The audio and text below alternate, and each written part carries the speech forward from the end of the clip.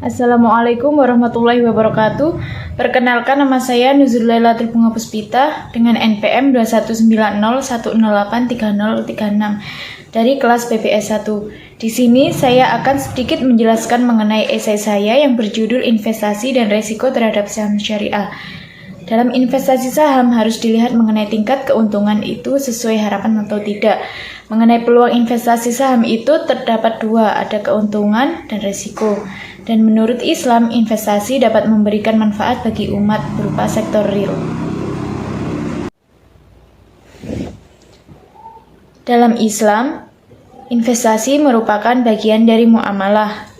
Kemudian, menurut Dewan Syariah Nasional atau DSN, saham adalah suatu bukti kepemilikan atas suatu perusahaan yang memenuhi kriteria syariah dan tidak termasuk saham yang memiliki hak istimewa.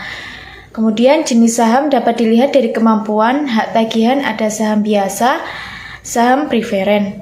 Kemudian ditinjau dari peralihan itu ada saham atas unjuk dan saham yang tertulis jelas pemiliknya.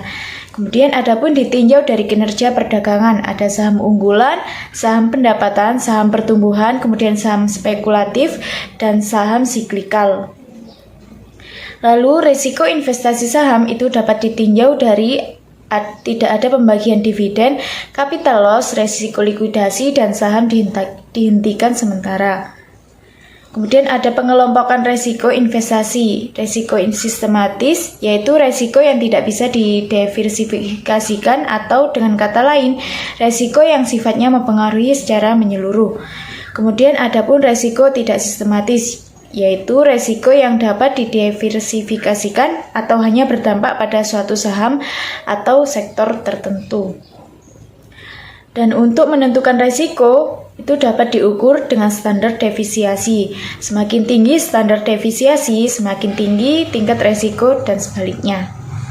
Terima kasih. Wassalamualaikum warahmatullahi wabarakatuh.